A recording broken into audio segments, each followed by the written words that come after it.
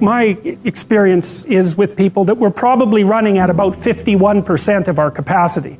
Something, I mean, you can think about this yourselves. I often ask undergraduates how many hours a day you waste or how many hours a week you waste, and the classic answer is something like 4 to 6 hours a day. You know, inefficient studying, watching things on YouTube that not only do you not want to watch, that you don't even care about, that make you feel horrible about watching after you're done. That's probably 4 hours right there.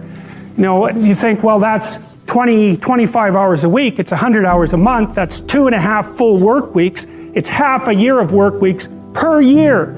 And if your time is worth $20 an hour, which is a radical underestimate, it's probably more like 50 if you think about it in terms of deferred wages. If you're wasting 20 hours a week, you're wasting $50,000 a year. And you are doing that right now. And it's because you're young, wasting $50,000 a year is a way bigger catastrophe than it would be for me to waste it, because I'm not going to last nearly as long. And so if your life isn't everything it could be, you could ask yourself, well, what would happen if you just stopped wasting the opportunities that are in front of you? You'd be who knows how much more efficient? 10 times more efficient, 20 times more efficient. That's the Pareto distribution. You have no idea how efficient people get. It's completely, it's off the charts. Best thing you can do is teach people to write, because there's no difference between that and thinking. And one of the things that just blows me away about universities is that no one ever tells students why they should write something. It's like, well, you have to do this assignment. Well, why are you writing? Well, you need the grade. It's like, no. You need to learn to think, because thinking makes you act effectively in the world. Thinking makes you win the battles you undertake, and those could be battles for good things. If you can think and speak and write, you are absolutely deadly. Nothing can get in your way. So that's why you learn to write. It's like, and I can't believe that people aren't just told that. It's like, it's the most powerful weapon you can possibly provide someone with. And I mean, I know lots of people who've been staggeringly successful and watched them throughout my life. I mean, those people, you don't want to have an argument with them. They'll just slash you into pieces. And not in a malevolent way. It's like, if you're going to make your point and they're going to make their point, you better have your points organized, because otherwise you are going to look like and be an absolute idiot. You are not going to get anywhere. And if you can formulate your arguments coherently and make a presentation, if you can speak to people, if you can lay out a proposal, God, people give you money, they give you opportunities, you have influence. Make it a schedule and stick to it. Okay, so what's the rule with the schedule? It's not a bloody prison. That's the first thing that people do wrong. They say, well, I don't like to follow a schedule. It's like, well, what kind of schedule are you setting up? Well, I have to do this, then I have to do this, then I have to do this, you know, and then I just go play video games, because who wants to do all these things that I have to do? It's like, wrong. Set the schedule up so that you have the day you want. That's the trick. It's like, okay, I've got tomorrow. If I was going to set it up so it was the best possible day I could have, practically speaking, what would it look like?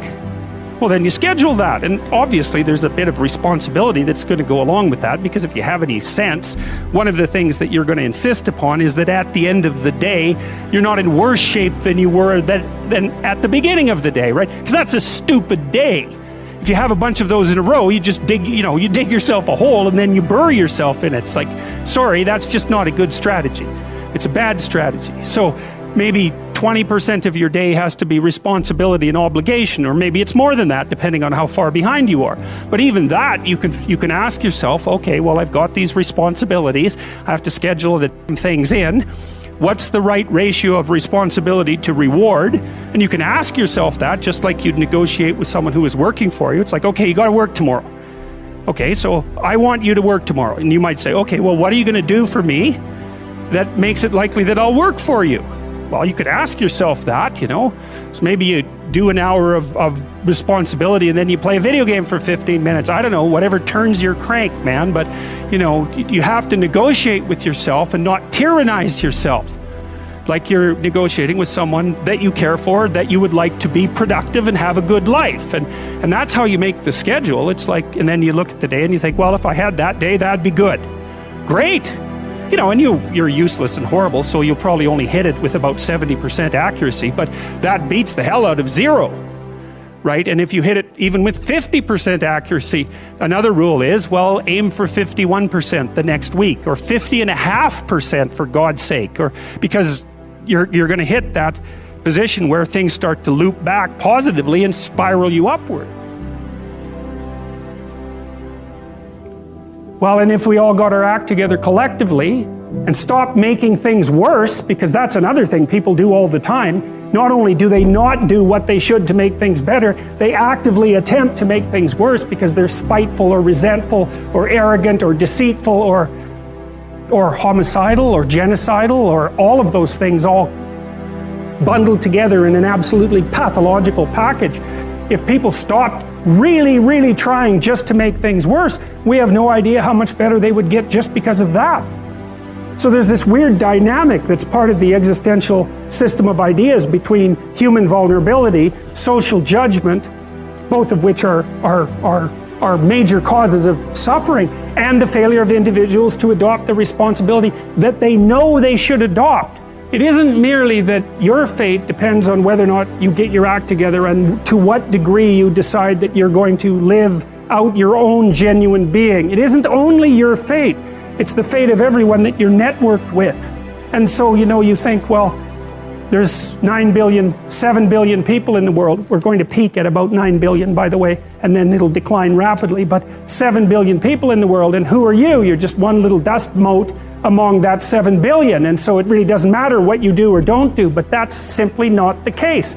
It's the wrong model, because you're at the center of a network. You're a node in a network. Of course, that's even more true now that we have social media. You'll know 1,000 people, at least over the course of your life, and they'll know 1,000 people each, and that puts you one person away from 1 million, and 2 persons away from 1 billion.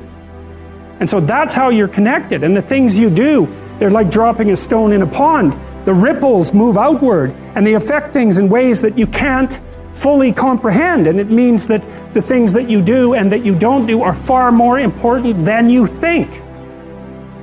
And so if you act that way, of course, the terror of realizing that is that it actually starts to matter what you do, and you might say, well, that's better than living a meaningless existence. It's better for it to matter. But I mean, if you really asked yourself, would you be so sure if you had the choice? I can live with no responsibility whatsoever. The price I pay is that nothing matters. Or I can reverse it and everything matters. But I have to take the responsibility that's associated with that. It's not so obvious to me that people would take the meaningful path.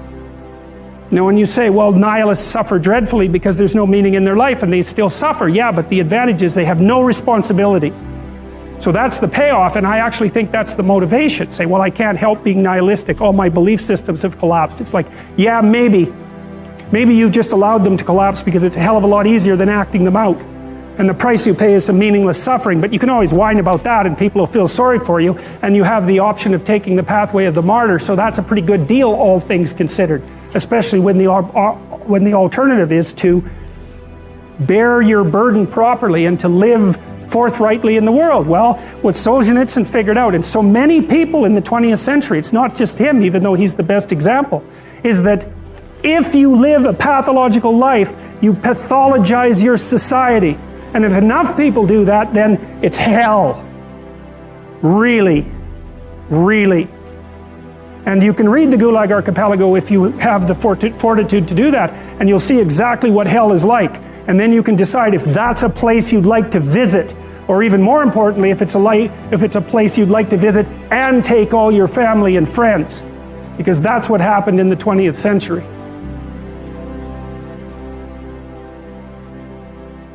No one can live without a routine.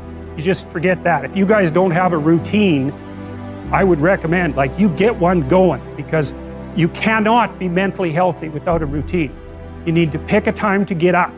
Whatever time you want, but pick one and stick to it, because otherwise you dysregulate your circadian rhythms and they regulate your mood. Plan a life you'd like to have. And you do that partly by referring to social norms. That's more or less rescuing your father from the belly of the whale, but the other way you do that is by having a little conversation with yourself about as if you don't really know who you are, because you know what you're like. You won't do what you're told. You won't do what you tell yourself to do. You must have noticed that.